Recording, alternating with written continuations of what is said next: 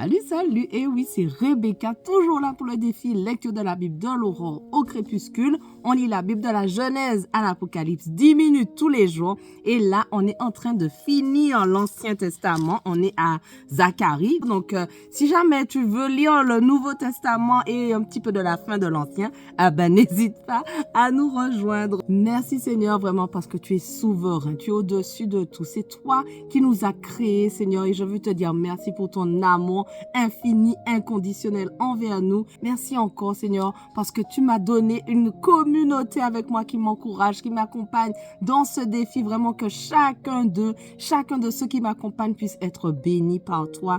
Viens nous parler à chacun personnellement et aide-nous à mettre en pratique ce qu'on va lire aujourd'hui au nom de Jésus. Amen. Donc, on continue. Donc, Zacharie 2, verset 15. Beaucoup de nations s'attacheront à l'Éternel ce jour-là et deviendront mon peuple. J'habiterai au milieu de toi et tu sauras que l'Éternel, le maître de l'univers, m'a envoyé vers toi. L'Éternel possédera Juda comme sa part dans la terre sainte et il choisira encore Jérusalem. Que toute créature fasse silence devant l'Éternel car il s'est réveillé et sort de sa demeure sainte. Zacharie 3.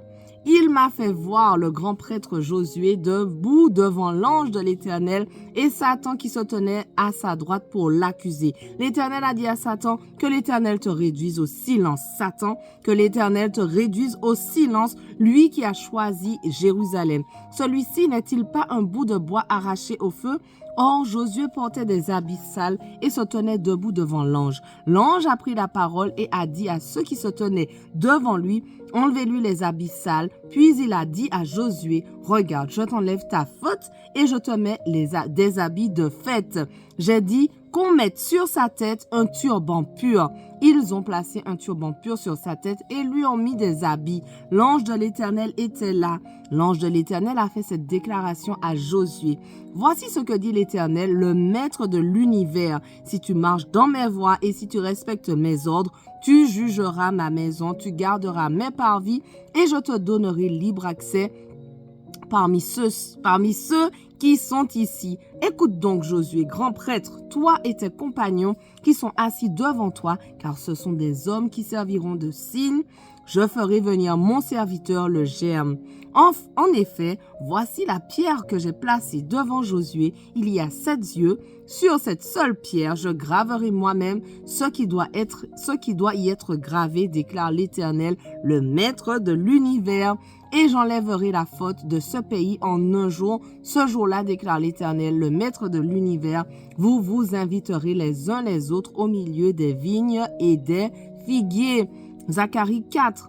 L'ange qui me parlait est revenu et il m'a réveillé comme un homme que l'on réveille de son sommeil. Il m'a dit, « Que vois-tu » J'ai répondu, « Je regarde. » Et je vois un chandelier tout en or surmonté d'un réservoir et portant 7 lampes avec 7 conduits pour les lampes qui sont à son sommet. Près de lui se trouvent 2 oliviers, l'un à la droite du réservoir et l'autre à sa gauche. Reprenant la parole, j'ai dit à l'ange qui me parlait, « Que signifie cela, mon Seigneur ?» L'ange qui me parlait m'a répondu, « Ne sais-tu pas ce que cela signifie ?» J'ai dit, « Non, mon Seigneur. » Alors il a repris et m'a dit, « Voici la parole que l'Éternel adresse à Zorobabel. Ce n'est ni par la puissance, ni par la force, mais c'est par mon esprit, dit l'Éternel, le maître de l'univers. Qui es-tu, grande montagne, devant Zorobabel, une plaine? Il en extraira la pierre principale au milieu des acclamations. Grâce, grâce pour elle. La parole de l'Éternel m'a été adressée. Les mains de Zorobabel ont posé les fondations de ce temple et ses mains le termineront. Tu sauras alors que l'Éternel, le maître de l'univers, m'a envoyé vers vous.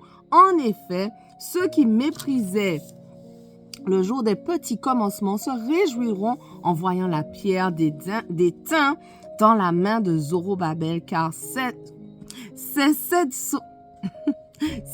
sont les yeux de l'Éternel qui parcourent toute la terre. J'ai pris la parole et lui ai dit, « Que signifient les 2 oliviers à droite et à gauche du chandelier ?» J'ai repris la parole, « Que signifient les 2 rameaux d'olivier qui sont près des 2 conduits d'or, d'où découle l'or ?» Il m'a répondu, Ne sais-tu pas ce qu'il signifie? J'ai dit non, mon Seigneur. Et il a dit, ce sont les 2 hommes désignés par onction qui se tiennent devant le Seigneur de toute la terre. Zacharie 5. J'ai de nouveau levé les yeux et j'ai vu un rouleau de manuscrits volé. Il m'a dit, que vois-tu? J'ai répondu, je vois un rouleau qui vole. Il a 10 mètres de long et 5 de large. Il m'a dit, c'est la malédiction qui se propage sur tout le pays. D'après une face, tout voleur sera chassé d'ici et d'après l'autre, tout parjure sera chassé d'ici. Je la propage, déclare l'Éternel, le maître de l'univers, afin qu'elle entre dans la maison du voleur et de celui qui jure faussement en mon nom, afin qu'elle s'y installe et la détruise avec sa charpente et ses pierres. L'ange qui me parlait s'est avancé et m'a dit, lève les yeux et regarde ce qui sort là. J'ai répondu, mais qu'est-ce que c'est? Il m'a répondu, c'est la mesure à grains qui sort. Il a ajouté, c'est l'objet de leur regard dans tout leur pays. Un disque de plomb a été soulevé et il y avait une femme assise au milieu de cette mesure. L'ange a dit, c'est la méchanceté. Il l'a repoussée dans la mesure et a jeté le disque en plomb sur l'ouverture. J'ai levé les yeux et vu 2 femmes apparaître. Le vent soufflait dans leurs ailes. Elles avaient des ailes comme celles de la cigogne et elles ont soulevé la mesure entre la terre et le ciel. J'ai dit à l'ange qui me parlait, où emporte-t-elle la mesure à grains? Il m'a répondu, elles vont lui construire une maison dans le pays de Shinéar. Quand elle sera prête, elle sera déposée là sur sa base. Zacharie 6. J'ai de nouveau levé les yeux et j'ai vu 4 chars sortir d'entre 2 montagnes. Les montagnes étaient en bronze. Au premier char étaient attelés des chevaux roux, au deuxième des chevaux noirs, au troisième des chevaux blancs et au quatrième des chevaux bruns tachetés. J'ai pris la parole et dit à l'ange qui me parlait, « Qu'est-ce que c'est, mon Seigneur ?» L'ange m'a répondu, « Ce sont les 4 vents du ciel. Ils sortent de l'endroit où ils se tenaient devant le Seigneur de toute la terre. Le char auquel étaient attelés les chevaux noirs s'est dirigé vers le pays du nord et les blancs l'ont suivi. Les tachetés se sont dirigés vers le pays du sud. Les bruns sont sortis et ont demandé à aller parcourir la terre. L'ange leur a dit, allez parcourir la terre. Et ils ont parcouru la terre. L'ange m'a appelé et m'a dit, regarde, ceux qui se dirigent vers le pays du nord font reposer mon esprit sur le pays du nord. La parole de l'Éternel m'a été adressée. Tu recevras les dons des exilés de Heldai, de Tobija et de Jedaïja. Et tu iras toi-même aujourd'hui, tu iras dans la maison de Josias, fils de Sophonie, où ils se sont rendus en arrivant de Babylone. Tu prendras l'argent et l'or et tu en feras des couronnes que tu mettras sur la tête du grand prêtre Josué, fils de Jotsadak. Tu lui annonceras, voici ce que dit l'Éternel, le maître de l'univers. Voici un homme dont le nom est Germe. Il germera à la place et construira le temple de l'Éternel. C'est lui qui construira le temple de l'Éternel. Il portera les insignes de la majesté. Il siégera sur son trône pour dominer et sera prêtre sur son trône. Et une parfaite union régnera entre les 2 fonctions. Les couronnes seront un souvenir pour Élem, Tobija et Jedaïja et pour En, le fils de Sophonie, dans le temple de l'Éternel. Ceux qui sont éloignés viendront construire le temple de l'Éternel. Alors vous saurez que l'Éternel, le maître de l'univers, m'a envoyé vers vous. Cela arrivera si vous écoutez la voix de l'Éternel, votre Dieu. Zacharie 7. La 4e année du règne de Darius, la parole de l'Éternel fut adressée à Zacharie le 4e jour du 9e mois, qui est le mois de Kislev. La ville de Béthel avait envoyé Sharezer et Régum-Mélec avec ses hommes pour implorer l'Éternel en disant au prêtre de la maison de l'Éternel, le maître de l'univers, et au prophète, dois-je pleurer le 5e mois en me privant comme je l'ai fait tant d'années?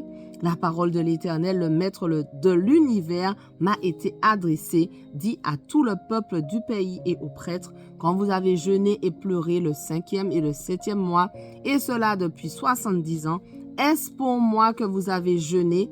Et quand vous mangez et buvez, n'est-ce pas pour vous que vous mangez et buvez? Voilà, notre passage du jour touche à sa fin, mais on continue dès demain, on ne lâche rien. Allez, sois bénis.